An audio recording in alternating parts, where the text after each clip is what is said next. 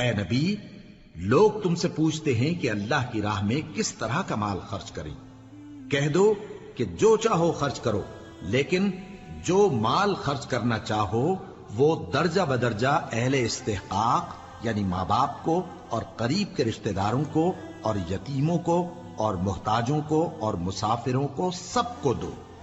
اور جو بھلائی تم کرو گے اللہ اس کو جانتا ہے۔ مسلمانوں، تم پر اللہ کے رستے میں لڑنا فرض کر دیا گیا ہے، اور وہ تمہیں ناگوار تو ہوگا، مگر عجب نہیں کہ ایک چیز تم کو بری لگے اور وہ تمہارے حق میں بھلی ہو، اور عجب نہیں کہ ایک چیز تم کو بھلی لگے اور وہ تمہارے لیے مضر ہو، اور ان باتوں کو اللہ ہی بہتر جانتا ہے اور تم نہیں جانتے۔ اے پیغمبر، لوگ تم سے عزت والے مہینوں میں لڑائی کرنے کے بارے میں دریافت کرتے ہیں، کہہ دو کہ ان میں لڑنا بڑا گناہ ہے، اور اللہ کی راہ سے روکنا اور اس سے کفر کرنا اور مسجد حرام یعنی خانہ کعبہ میں جانے سے بند کرنا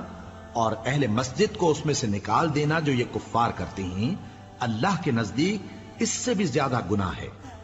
اور فتنہ انگیزی خونریزی سے بھی بڑھ کر ہے،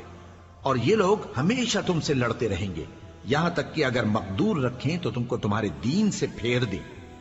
اور جو کوئی تم میں سے اپنے دین سے پھر کر کافر ہو جائے گا اور کافر ہی مرے گا تو ایسے لوگوں کے اعمال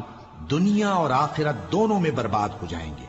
اور یہی لوگ دوزخ میں جانے والے ہیں جس میں ہمیشہ رہیں گے۔ جو لوگ ایمان لائے اور اللہ کے لیے وطن چھوڑ گئے اور کفار سے جنگ کرتے رہے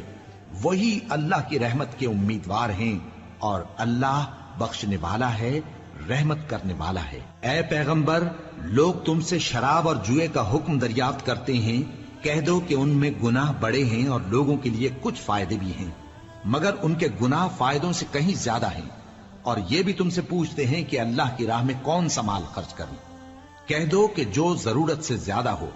اس طرح اللہ تمہارے لیے اپنے احکام کھول کھول کر بیان فرماتا ہے تاکہ تم سوچو۔